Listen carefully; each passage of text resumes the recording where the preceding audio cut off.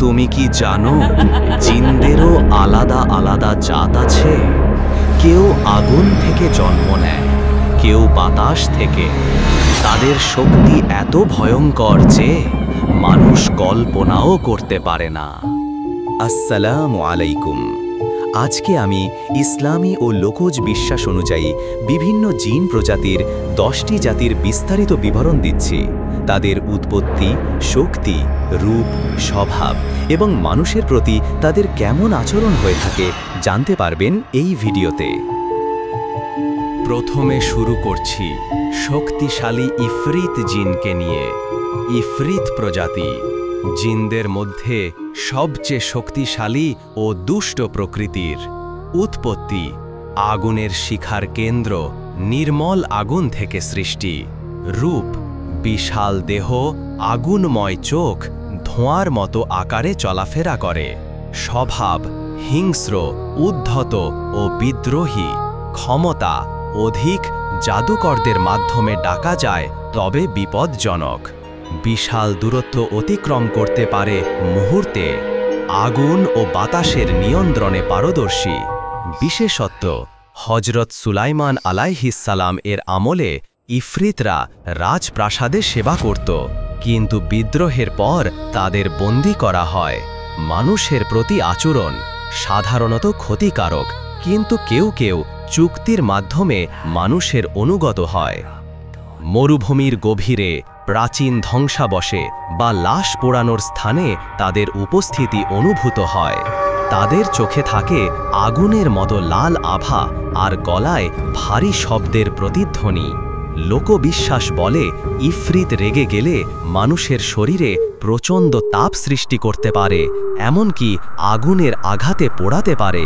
তাদের নিয়ন্ত্রণ করা প্রায় অসম্ভব, আর যারা চেষ্টা করে তারা সাধারণত পাগল হয়ে যায়, আর কিছু শক্তিশালী তান্ত্রিক বা কবিরাজ তাদের নিয়ন্ত্রণ করতে পারে। দ্বিতীয়ত হচ্ছে মারিদ জিন। এই প্রজাতি পানি ও সমুদ্রের জিন। রূপ নীল বা ধূসর ধোঁয়াময় দেহ, লম্বা ও শক্তিশালী। স্বভাব অহংকারী, কিন্তু ইফরিতের চেয়ে কম দুষ্ট। ক্ষমতা তরলের সিংহ, জল বা তরল পদার্থের মধ্যে থাকতে পছন্দ করে। ভয়ঙ্কর জলঘূর্ণি, ঝড় তৈরি করতে পারে। বিশেষত্ব আলাদিনের জিনের উৎস এই প্রজাতি। মানুষের প্রতি আচরণ তুচ্ছ দৃষ্টিতে দেখে, কিন্তু কখনো কখনো ইচ্ছা পূরণ করে যদি ডাকার প্রক্রিয়া ঠিক মতো হয়। মারিদ হল জলীয় জিন, যাদের রাজত্ব সমুদ্র ও নদীর গভীরে। তাদের শরীর নীলাভ, কণ্ঠে গর্জন আর চোখে ফসফরাসের আলো। নাবিকদের কাহিনীতে বলা হয়, ঝড়ের রাতে হঠাৎ যদি সাগরের নিচে আলো দেখা যায়, সেটা হয়তো কোনো মারিদের আবির্ভাব। তারা গর্বিত ও শক্তিমান, কিন্তু অযথা উস্কানি দিলে ভয়াবহ প্রতিশোধ নেয়। এই কারণেই সমুদ্র যাত্রার আগে বহু দেশে প্রার্থনা করার প্রথা রয়েছে। তৃতীয় হচ্ছে শয়তান, যারা ইবলিস শয়তানের অনুসারী। শয়তান প্রজাতি অবাধ্য জিনদের শ্রেণী। রূপ মানুষের চোখে দেখা যায় না, তবে ভয়ঙ্কর ছায়ার মতো উপস্থিত হয়। স্বভাব কুমন্ত্রণা দেওয়া, ঈর্ষান্বিত ও প্রতারক। ক্ষমতা মানুষের মনে ভয় ঢোকাতে পারে, স্বপ্নে এসে কুমন্ত্রণা দেয়। শব্দ বা চিন্তার মাধ্যমে প্রভাব ফেলে। বিশেষত্ব ইবলিস লানাতুল্লাহি আলাইহি ছিল শয়তানদের নেতা। মানুষের প্রতি আচরণ সব সময় বিভ্রান্ত করতে চায়।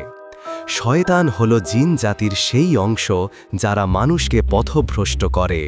তাদের অস্তিত্ব অদৃশ্য, কিন্তু তাদের প্রভাব থাকে আমাদের চিন্তা ও সিদ্ধান্তে। যখন তোমার মনের ভেতর হঠাৎ পাপ বা কুচিন্তা আসে, অনেকেই বিশ্বাস করে এটাই শয়তানের কণ্ঠস্বর। তারা সরাসরি আঘাত করে না, কিন্তু ধীরে ধীরে আত্মাকে দুর্বল করে ফেলে। তাই আত্মনিয়ন্ত্রণই শয়তান থেকে রক্ষা পাওয়ার একমাত্র উপায়।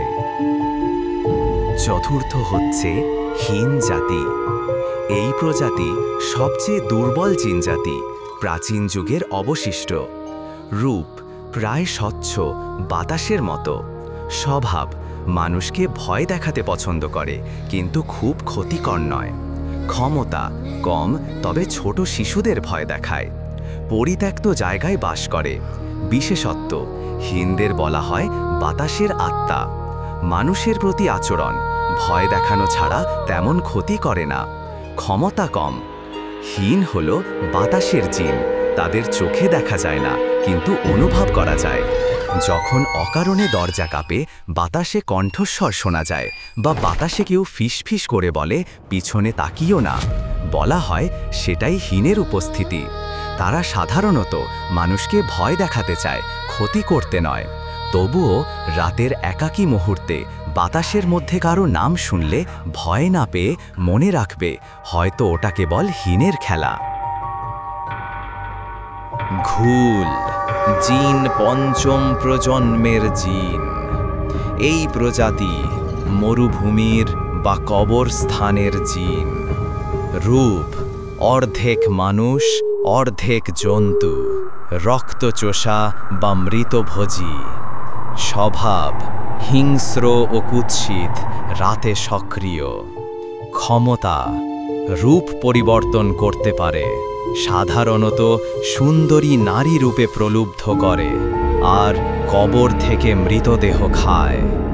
বিশেষত্ব আরব লোককথায় ঘুল মানে ভূত দানব।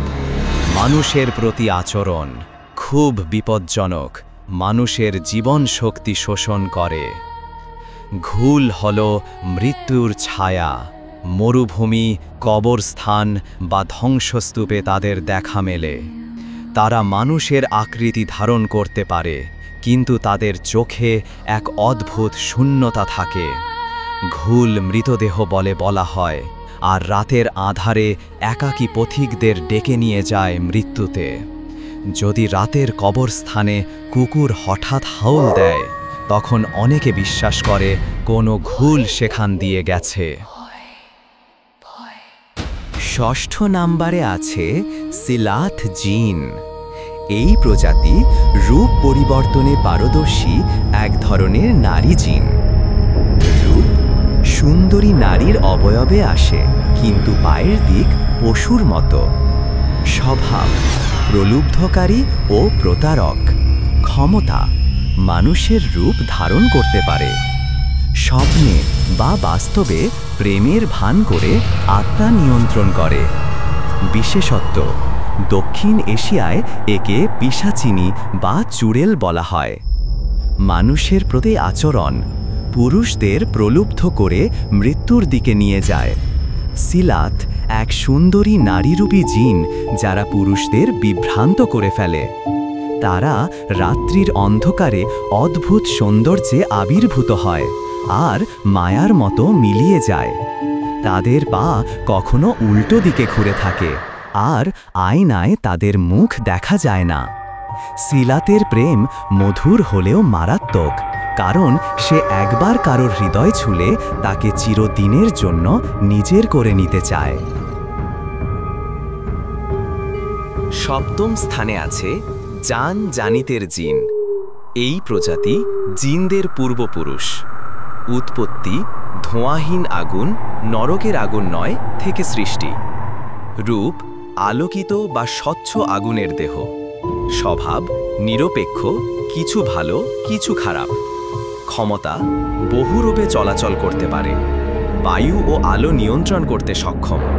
বিশেষত্ব আল্লাহ তাআলা প্রথমে জান সৃষ্টি করেছিলেন, পরে জিন। মানুষের প্রতি আচরণ সাধারণত নিরপেক্ষ, আক্রমণ করে না যদি কেউ বিরক্ত না করে। জান হল জিন জাতির প্রাচীনতম প্রজাতি। তারা মানুষকে ক্ষতি করে না, আবার সাহায্যও করতে পারে যদি সম্মান দেয়া হয়। বলা হয় পৃথিবীর প্রত্যন্ত বনে ও মরুভূমিতে তারা বসবাস করে। তারা মানুষের মতো সমাজ গড়ে তুলেছে, পরিবার, রাজা, এমনকি আইন পর্যন্ত আছে। জানদের প্রতি সম্মান দেখানো মানে প্রকৃতির প্রতি সম্মান দেখানো। এই বিশ্বাস আজও অনেক মরুভূমি জাতির মধ্যে টিকে আছে। অষ্টম কারিন জিন। এই প্রজাতি প্রত্যেক মানুষের সাথে জন্মানো একটি সঙ্গী জিন। রূপ অদৃশ্য কিন্তু তার প্রভাব অনুভূত হয়। স্বভাব মানুষের দুর্বল দিক কাজে লাগায়। ক্ষমতা ইনসানের মনের মধ্যে কুমন্ত্রণা দেয়, স্বপ্নে প্রভাব ফেলে। বিশেষত্ব নবী সাল্লাল্লাহু সাল্লাম বলেছেন, প্রতিটি মানুষের একটি কারিন আছে, তবে তার কারিন ইসলাম গ্রহণ করেছিল। মানুষের প্রতি আচরণ মানুষকে পাপের পথে টানে, তবে সৎ জীবনযাপন করলে দুর্বল হয়ে পড়ে। কারিন প্রত্যেক মানুষের সঙ্গে জন্ম নেয়া এক ছায়া জিন। সে সারা জীবন মানুষের সঙ্গেই থাকে, কখনো ভালো পরামর্শ দেয় না, আবার কখনো বিপথে ঠেলে দেয়। তুমি যখন নিজের ভেতর দ্বন্দ্ব অনুভব করো, ভালো আর মন্দের লড়াই, অনেকে বলে সেটাই তোমার কারিনের ফিসফিসানি। মানুষ যত বেশি নেক কাজ করে, কারিন তত দুর্বল হয়, আর যত বেশি অন্যায় করে, কারিন তত শক্তিশালী হয়ে ওঠে। নবম স্থানে আছে আমির জিন। এই প্রজাতি বাড়ি বা স্থানের অভিভাবক জিন। রূপ অদৃশ্য, মাঝে মাঝে ছায়া বা আওয়াজ আকারে অনুভূত হয়। স্বভাব শান্ত, যতক্ষণ না তাকে বিরক্ত করা হয়। ক্ষমতা ঘরের ভেতর সুরক্ষা দেয় বা বিপরীত ঘটায়। বিশেষত্ব বাড়ির জিন নামে পরিচিত। মানুষের প্রতি আচরণ ভালো ব্যবহারে সহায় হয়, অপবিত্রতা বা অপমান পেলে আঘাত করে। আমির হল স্থানীয় জিন, যারা নির্দিষ্ট কোনো জায়গার রক্ষাকর্তা বলে ধরা হয়। কোনো পুরনো বাড়ি, গাছ বা জমিতে তারা বাস করে আর সাধারণত ক্ষতি করে না। যদি তাদের প্রতি অসম্মান দেখানো হয়, তারা রেগে গিয়ে বাসিন্দাদের অশান্তি, অসুখ বা ভয়ভীতি সৃষ্টি করতে পারে। বাংলার বহু গ্রামে এখনও রাতে কেউ যদি ফিসফিস করে বলে ওখানে আমির থাকে, ওদিক দিয়ে যেও না, তবে সেটাই সেই প্রাচীন বিশ্বাসের ছায়া। সবশেষে আছে দশম স্থানে পরি জিন। প্রজাতি আলোকিত বা শুভ জিন। রূপ মানুষের মতো সুন্দর, ডানা আছে আলোর মতো উজ্জ্বল। বাংলাভাষীরা জিনের মেয়েদের পরি হিসেবে জানে, তবে তাদের মধ্যে পুরুষ এবং নারী উভয়ই রয়েছে। স্বভাব সদয় ও রহস্যময়, তারা মিষ্টি খেতে পছন্দ করে। ক্ষমতা স্বপ্নে বা বনে মানুষকে পথ দেখায়, কখনো মানুষকে ভালোবাসে। বিশেষত্ব ইরানীয় ও বাংলা লোককথায় পরীরা আল্লাহর বন্দনা করে। মানুষের প্রতি আচরণ ভালো, তবে তাদের সাথে সম্পর্ক বিপজ্জনক হতে পারে। পরী সবচেয়ে কোমল ও সুন্দর জিন প্রজাতি। তাদের আলোয় তৈরি দেহ আর তাদের উপস্থিতি সাধারণত শান্তি ও রহস্যে ভরা। বলা হয় তারা মানুষের প্রেমে পড়তে পারে, কিন্তু সেই প্রেম নিষিদ্ধ। যদি কেউ কোনো পরীর প্রেমে পড়ে, সে জীবনে আর কখনো স্বাভাবিক হয় না। তবু পরীদের গল্প শেখায় ভালোবাসা যত পবিত্রই হোক, সব ভালোবাসা মানুষের জন্য নয়।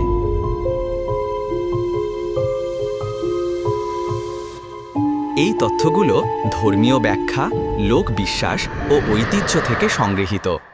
এগুলো বাস্তব আহ্বান বা ব্যবহারযোগ্য পদ্ধতি নয়, শুধুমাত্র সচেতনতা, শিক্ষামূলক ও গল্প বলার কাজে ব্যবহার করা উচিত। কেউ কখনো জিন ভূতকে আহ্বান করার চেষ্টা করবেন না। আজকের এই শিক্ষামূলক জিনদের 10 প্রজাতির বিবরণ কেমন লাগলো? যদি ভালো লেগে থাকে তাহলে লাইক দিন ও কমেন্ট করে জানাবেন। আগামী পর্বে থাকবে বিভিন্ন প্রজাতির জিনদের পছন্দের খাবার, তারা কি কি খেতে পছন্দ করে, কোথায় পাওয়া যায় সেই খাবার। সুস্থ ও ভালো থাকবেন। ধন্যবাদ। আল্লাহ হাফেজ। আল্লাহ হাফেজ।